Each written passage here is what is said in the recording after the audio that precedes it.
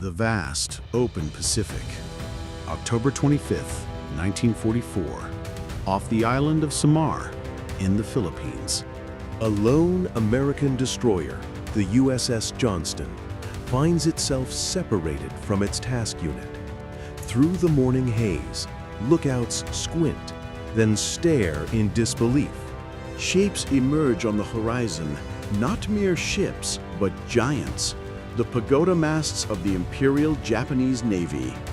Not one, not two, but 5 battleships, including the colossal Yamato, the most powerful battleship ever constructed. They are accompanied by a screen of heavy cruisers and destroyers. This was not a fight. This was a predetermined execution. The question was not if the American ships would be destroyed, but how long they could survive. When 5 battleships hunted one destroyer, this is how it fought back. To understand the sheer, audacious impossibility of what was about to unfold, we must first understand the players on this chessboard of death. The American force was designated Taffy 3, one of several escort carrier groups providing close air support for the invasion of the Philippines. Taffy 3 was a humble, workmanlike force. Its heart was 6 small, slow Casablanca-class escort carriers, nicknamed Jeep carriers. Their protection consisted of 3 destroyers, the Hull, the Heermann, and our protagonist, the USS Johnston, and 4 even smaller destroyer escorts. The Johnston, DD-557, was a Fletcher-class destroyer, a fine and capable ship for anti-submarine warfare and screening duties. Her commander was Ernest E. Evans, a Cherokee Indian from Oklahoma. At the ship's commissioning ceremony a year and a half earlier, Evans had made a promise to his crew. He told them, "This is going to be a fighting ship. I intend to go in harm's way, and anyone who doesn't want to go along had better get off right now." His words were not empty bravado. They were a prophecy. Opposing them was the center force of the Imperial Japanese Navy, a fleet resurrected from the brink of destruction with one singular, desperate goal: smash through to the American landing beaches at Leyte Gulf and annihilate the invasion force. This was the Kurita Takeo's mighty armada. At its core were 5 battleships. The Yamato, armed with 9 18.1-inch guns capable of hurling a projectile the weight of a small car over 20 miles. Her sister ship, Musashi, had been sunk days earlier, but the Nagato, the Kongo, and the Haruna remained, each a veteran of countless naval engagements. They were escorted by at least 8 heavy cruisers, each more powerful than anything in Taffy 3, and a host of destroyers. The morning of October 25th dawned with routine patrols and flight operations for Taffy 3. At 0645 hours, the war was a distant thunder. Then, at 0658, a patrolling Avenger torpedo bomber radioed in a contact report. Then, another. Then anti-aircraft bursts began to pepper the sky to the north. Not American, but the distinctive multicolored flag of the Japanese. On the bridge of the Johnston, Commander Evans saw the massive superstructures first. He didn't wait for orders. He didn't request permission. He sounded general quarters, ordered flank speed, and without hesitation, began laying down a smokescreen to shield the vulnerable escort carriers. The initial salvos from the Japanese fleet were armor-piercing rounds designed to punch through the thick steel belts of enemy battleships. They flew clean through the thin-skinned American destroyers without detonating.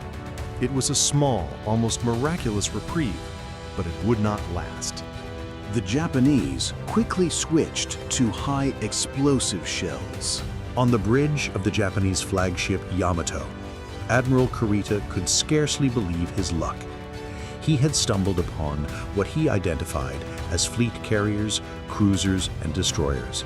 he gave the order that every American sailor feared: general attack. The entire Japanese line surged forward, a wall of steel and firepower. The range closed with terrifying speed, from over 15 miles to 14 to 12. The massive splashes from the 18-inch shells of the Yamato rose like great gray trees alongside the tiny American ships, drenching their decks with geysers of salt water.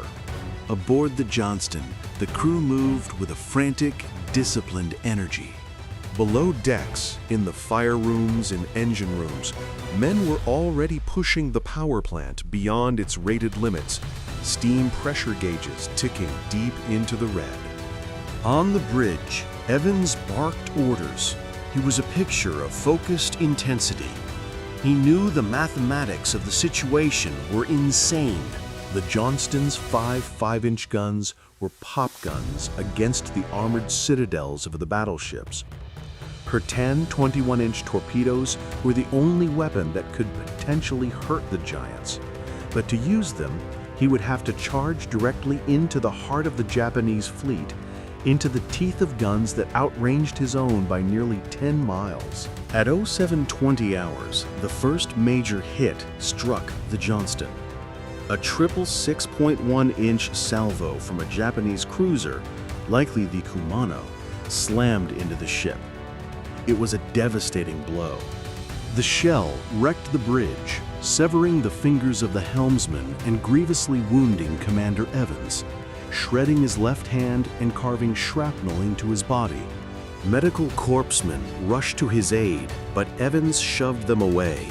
He wrapped his mangled hand in a piece of cloth and remained on the bridge, his voice a steady, commanding force amidst the chaos. The ship's gun director was knocked out, its radar gone. The Johnston was now fighting blind. By 0730 hours, the situation for Taffy 3 had deteriorated from desperate to nearly hopeless. The Japanese heavy cruisers had begun to outflank the American formation, their shells finding their marks on the escort carriers. The USS Gambier Bay was taking crippling hits and beginning to fall behind. The air was thick with the smell of cordite, the acrid scent of burning oil, and the coppery tang of blood. The sea was a churning maelstrom of shell splashes, geysers, and the wreckage of aircraft shot down as they desperately tried to launch without time to arm their weapons properly. This was the crisis. The American screen was being systematically dismantled. The destroyer Hoel was already engaged in her own death ride, absorbing hit after hit. The Johnston, wounded and bleeding, was now facing a choice: retreat and live to fight another minute, or press the attack and almost certainly die.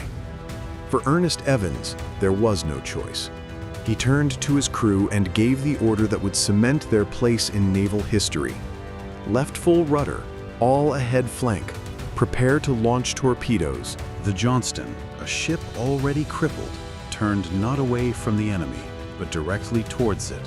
She charged headlong into the Japanese fleet, a lone wolf attacking a pack of grizzly bears. For the next 20 minutes, the Johnston became the epicenter of the battle. She weaved through the shell splashes, a zigzagging, smoke-belching phantom.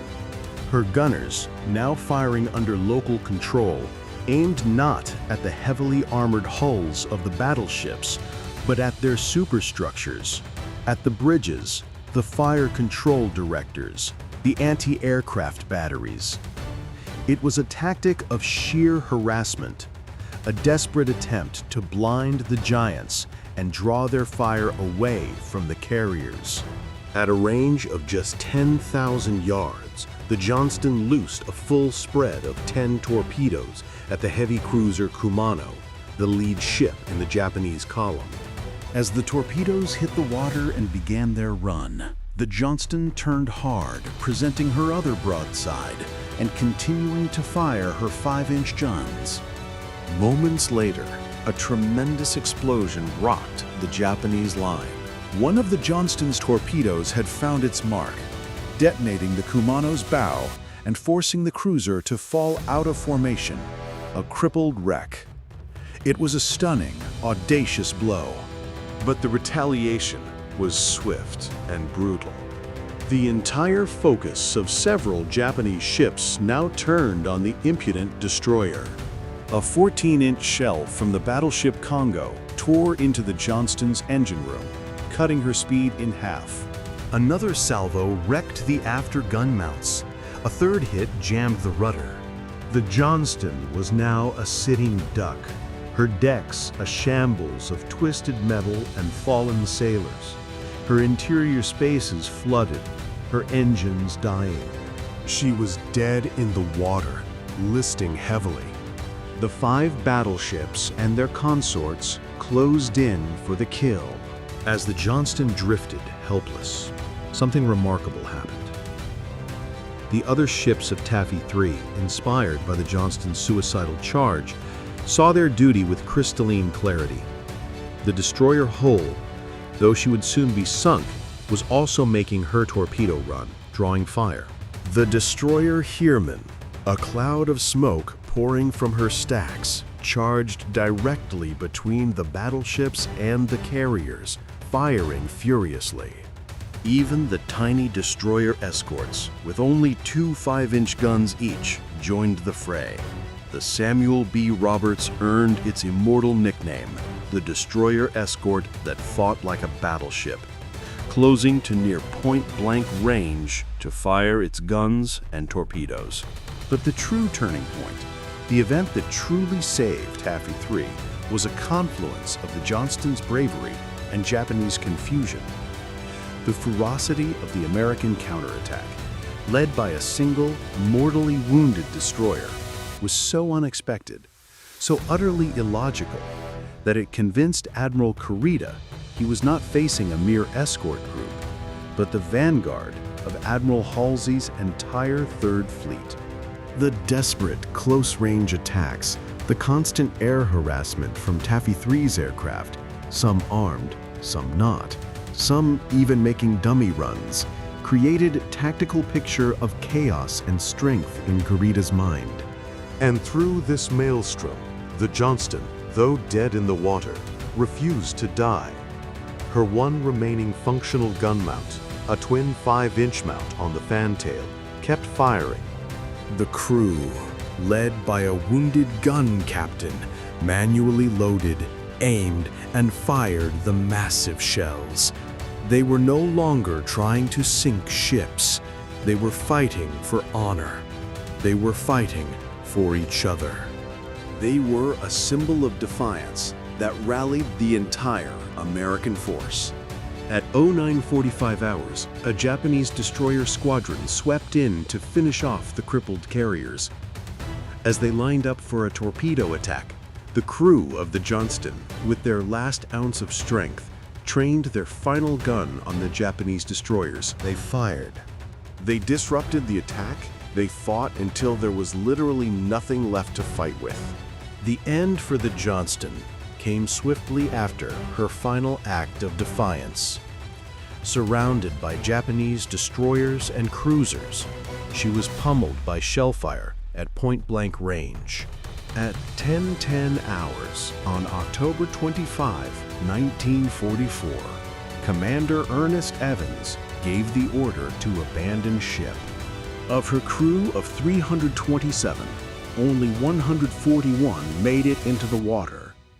Commander Evans was last seen walking from the bridge, wounded and bleeding, to ensure his men were getting off the ship. He was never seen again.